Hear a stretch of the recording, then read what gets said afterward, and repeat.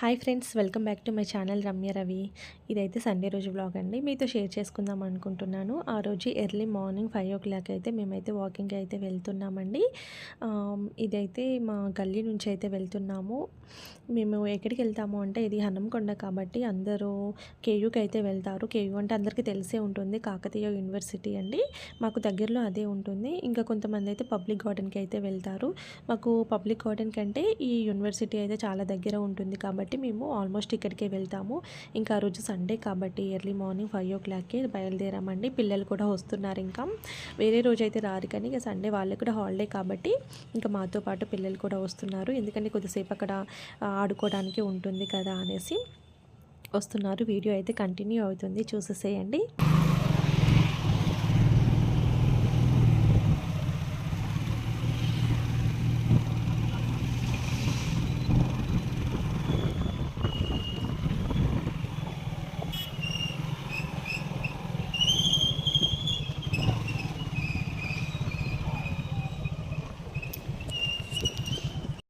ఇదే అండి KU first gate అనమాట. ఇది సెకండ్ గేట్ ఇంకో సైడ్ ఉంటుంది. ఇదైతే ఫస్ట్ గేట్ నుంచి అయితే వెళ్తున్నాము. ఎక్కువగా బండ్లను అయితే లోపలికి రానివ్వరండి, బట్ మేము రెగ్యులర్గా వెళ్తాం కాబట్టి మమ్మల్ని అయితే లోపలికి పోనిచ్చారు. కానీ వేరే వాళ్ళని అయితే బండి బయట పెట్టి లోపలికి అయితే నడుచుకుంటూ వెళ్ళాలి. మనకి ఈ గేట్ నుంచి గ్రౌండ్కి ఒక 1 kilometer అయితే ఉంటుందండి. చూడండి, ఇలా నడుచుకుంటూ అయితే వెళ్ళాలి. బట్ మేమైతే రెగ్యులర్గా వెళ్తాము తెలుసు కాబట్టి మమ్మల్ని అయితే పంపించేశారు. ఇంకా ఇక్కడ నుంచి అయితే వెళ్ళాలి ఇంకా లోపలికి. చాలామంది వస్తారండి ఇక్కడికి. ఇందులో మీకు చూస్తే కనబడుతుంది బోర్డు, కాకతీయ యూనివర్సిటీ కాలేజ్ అని ఉంటుంది. చూడండి, ఇక్కడ కాలేజ్, హాస్టల్స్ అన్నీ ఉంటాయి లోపల. ఇంకా మేమైతే వెళ్తాము గ్రౌండ్కి అయితే చాలామంది వస్తారు ఇక్కడికి. చూడండి, ఇదే గ్రౌండ్. ఇంకా చీకట్లో మీకు కనపడట్లేదు అనేసి అప్పుడైతే వీడియో తీయలేదు, ఇంకా స్టాప్ చేసి కొంచెం తెల్లారిన తర్వాత వీడియో అయితే తీశాను. అప్పటికి మేము ఒక 3-4 రౌండ్స్ అయితే వేసామండి. నాకు ఒక 4 రౌండ్ వేసేసరికి ఇంకా చాలా, ఇంకా అప్పటికే చాలా మొస అయితే వస్తుంది. ఇది చాలా పెద్దగా ఉంటుంది గ్రౌండ్ అయితే, చాలామంది వస్తారు ఆ రోజు. మేము ఇంకా కొంచెం ఎర్లీగా వెళ్ళాం, కానీ సండే కాబట్టి ఇంకా కొంతమంది ఇంకా కొంచెం లేట్గా వస్తారు. అందుకే మీకు కొంచెం తక్కువ మంది కనబడుతున్నారు. ఇటు సైడ్ అయితే ఇటు ఫ్రంట్ మొత్తం ఇలా గ్రౌండ్ అయితే ఉంటుంది, ఆడుకోవచ్చు. ఇంకో సైడ్ అయితే పిల్లలు ఇలా ఆడుకుంటూ ఉంటారు. దీని బ్యాక్ సైడ్ అయితే ఇంకో గ్రౌండ్ ఉంటుందండి. అటైతే మేము ఇంకా వెళ్ళలేదు. ఈ ఈ గ్రౌండ్ వరకే తిరిగామన్నమాట. ఇంకా అటు సైడ్ ఇంకో గ్రౌండ్ అయితే ఉంటుంది, అక్కడ క్రికెట్ ఇట్లా ఆడుతూ ఉంటారు. ఇటు ఇంకో సైడ్ ఈ గ్రౌండ్ ఉంటుంది. ఇదేంటంటే మనం ఇక్కడ షటిల్ కోర్ట్ అనమాట. ఇటు సైడ్ షటిల్ ఆడుకోవచ్చు, ఇంకో సైడ్ వాలీబాల్ అది కూడా ఉంది, అలా కూడా ఆడుకోవచ్చు. ఇక్కడ మనకి పిల్లలైతే బాగా ఎంజాయ్ చేస్తారండి వచ్చి. ఇంకా సమ్మర్లో మాత్రము చాలామంది వస్తారు పిల్లలైతే. ఇంకా రెగ్యులర్గా రావాలంటే కుదరదు కదా, రోజు స్కూల్స్ ఉంటాయి కాబట్టి ఇంకా అస్సలు సెట్ కాదనమాట. ఇంకా కొత్తగా మన ఛానల్ ఎవరైనా చూస్తున్నట్లయితే ప్లీజ్ సబ్స్క్రైబ్ చేసుకోండి, సపోర్ట్ చేయండి. పక్కనే ఉన్న బెల్ ఐకాన్ ప్రెస్ చేస్తే అప్పుడు నేను ఏ వీడియో పెట్టిన నోటిఫికేషన్ అయితే మీ దాకా వస్తుంది ఫ్రెండ్స్. ఇంకా గ్రౌండ్ అయితే ఎలా ఉంది ఏంటి అనేది నాకైతే కామెంట్ చేయండి. ఇంకా మా పిల్లలైతే ఇంకా క్రికెట్ బ్యాట్ తెచ్చుకున్నారనమాట. చూడండి,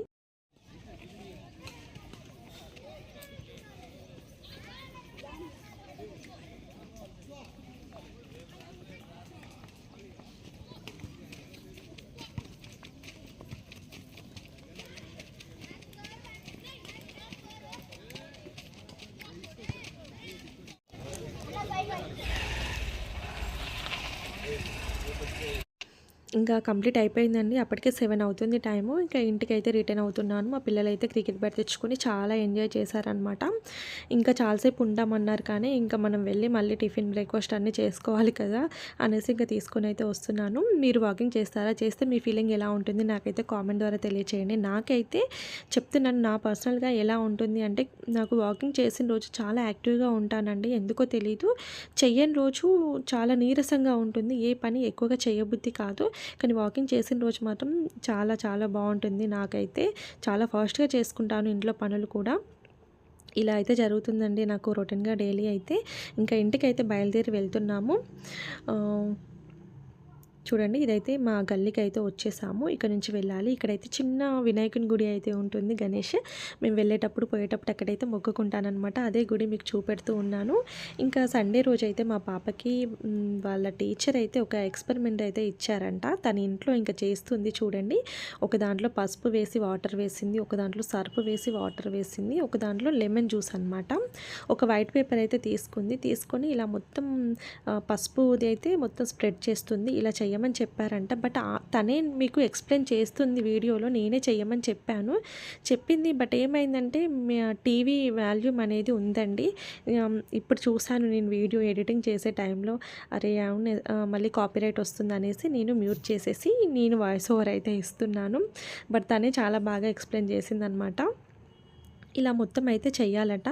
ఆ రోజు అది చేసుడేమో కానీ నాకు ఫుల్ వర్క్ అయిందండి ఇంట్లో అయితే.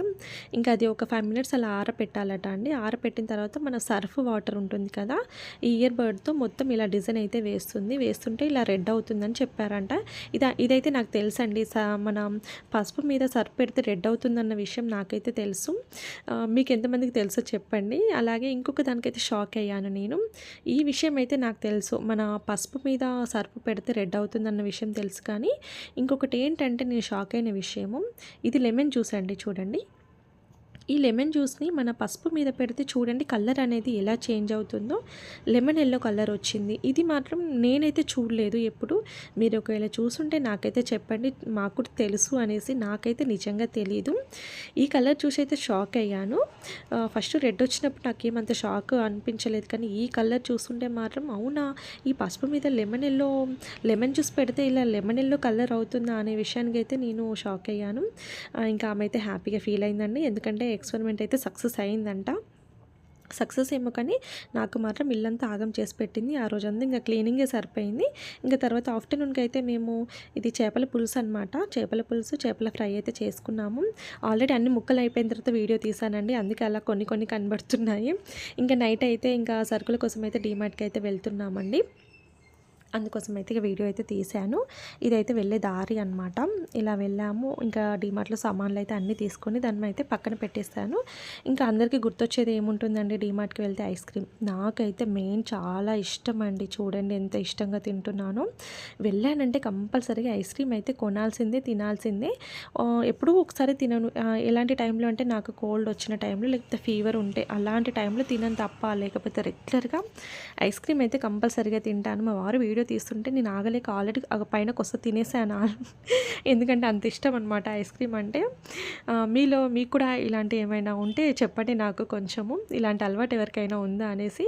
ఇంకా ఇంటికైతే వచ్చేసాము. నైట్ టైంలో అయితే ఇంకా చపాతీ అయితే చేస్తున్నాను. ఎందుకంటే మార్నింగ్ మనకు ఉంది కదా చేపల పులుసు, ఇంకా రైస్ ఎందుకు నైట్ టైంలో అనేసి చపాతీ అయితే ప్రిపేర్ చేస్తున్నాను. అలాగే నా వీడియోస్ ఎలా ఉన్నాయి, మీకు నచ్చుతున్నాయా లేదా, ఇంకేదన్నా మార్చుకోవాలనే విషయం కూడా నాకు కొంచెం కామెంట్ ద్వారా తెలియజేయండి. అలాగే నా వీడియో కనుక నచ్చితే లైక్ చేయండి, మీ ఫ్రెండ్స్ అండ్ ఫ్యామిలీకి షేర్ చేయండి. మన ఛానల్ని సబ్స్క్రైబ్ చేసుకోండి. Thanks for watching.